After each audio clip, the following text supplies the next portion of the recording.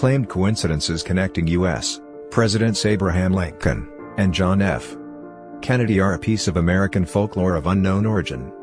The list of coincidences appeared in the mainstream American press in 1964, a year after the assassination of John F.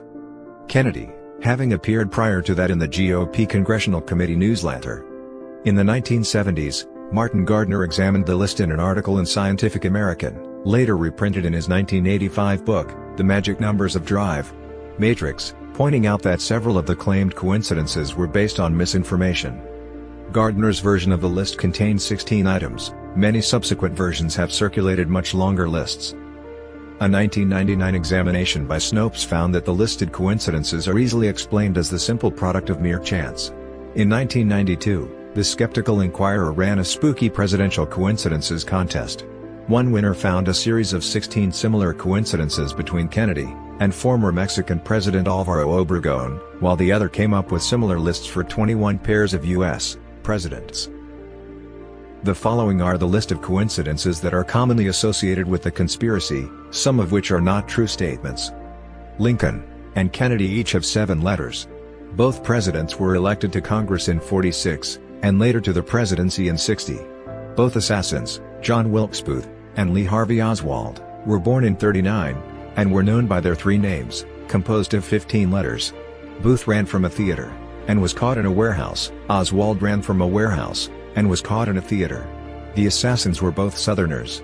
Both of the president's successors were named Johnson, and born in '08. Both Lincoln and Kennedy were particularly concerned with civil rights, and made their views strongly known. Both presidents were shot in the head on a Friday. Lincoln had a secretary named Kennedy who told him not to go to Ford's Theater. Kennedy had a secretary named Evelyn Lincoln, and she warned him not to go to Dallas. Both Oswald and Booth were assassinated before they could be put on trial. Both were elected to Congress in '46, Lincoln was elected in 1846 from Illinois, and Kennedy was elected in 1946 from Massachusetts. Both were elected to the presidency in '60, Lincoln was elected in 1860, and Kennedy was elected in 1960. Both have 7 letters in their last names, Lincoln and Kennedy.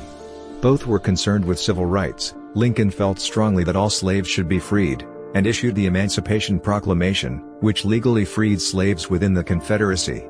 Kennedy was concerned with racial equality, and was the first to propose what would be the Civil Rights Act of 1964. Both married in their 30s to women who were in their 20s. Lincoln was married on November 4, 1842. Lincoln was born on February 12, 1809, making him 33 years old at the time of his wedding. Lincoln's bride, Mary Ann Todd, was born on December 13, 1818, making her 23 years old at the time of the wedding.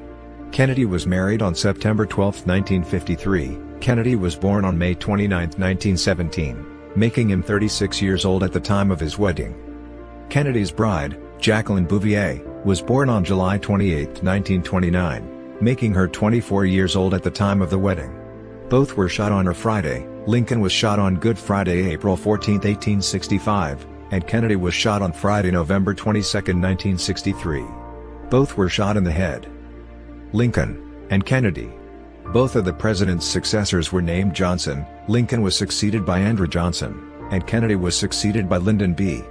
Johnson. Both were succeeded by Southerners. Andrew Johnson was from Tennessee, and Lyndon B. Johnson was from Texas. Both successors were born in '08. Andrew Johnson was born December 29, 1808, and Lyndon B. Johnson was born August 27, 1908. Both assassins, John Wilkes Booth and Lee Harvey Oswald, are known by their 3 names, although this is common for many notorious assassins who are covered by the press. See Mark David Chapman. This is routinely done by the press to avoid tarnishing the reputations of people with similar names, i.e., there are many John Booths, Lee Oswalds, and Mark Chapmans. Each assassin's full name is composed of 15 letters. Booth and Oswald were assassinated before their trials, on April 26, 1865, after refusing to surrender. John Wilkes Booth was assassinated by Sergeant Boston Corbett. On November 24, 1963, on his way to the county jail, Lee Harvey Oswald was assassinated by nightclub owner Jack Ruby.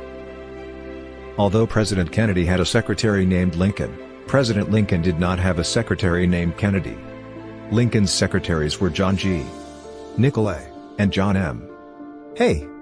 Booth ran from the theater, and was caught in a warehouse, and Oswald ran from a warehouse, and was caught in a theater. Booth did run from Ford's Theater where he shot Lincoln, but was caught in a barn in Virginia, not a warehouse. Oswald fled from the Texas School Book Depository, which was a warehouse where Oswald worked, and from where he had shot Kennedy, and was arrested in a movie theater. John Wilkes Booth was born in 1839, and Lee Harvey Oswald was born in 1939. Oswald was born in 1939, but Booth was born in 1838. Both presidents were assassinated by Southerners. Oswald was born in New Orleans, but Booth, a Confederate/Southern sympathizer, was born in Maryland, a Union state. Some urban folklorists have postulated that the list provided a way for people to make sense of two tragic events in American history by seeking out patterns. Gardner and others have said that it is relatively easy to find seemingly meaningful patterns relating any two people or events.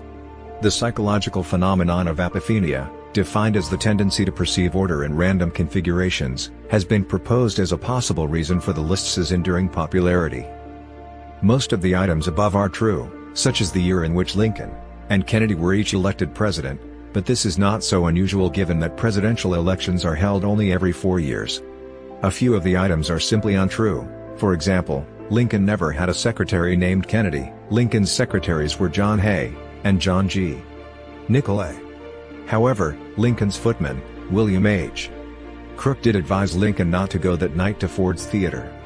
David Miclanson, on Snopes, also points out numerous ways in which Lincoln and Kennedy don't match, to show the superficial nature of the alleged coincidences. For example, Lincoln was born in 1809 but Kennedy in 1917, though Lincoln and Kennedy were both elected in '60, Lincoln was already in his second term when assassinated but Kennedy was not, and neither the years, months, nor dates of their assassinations match.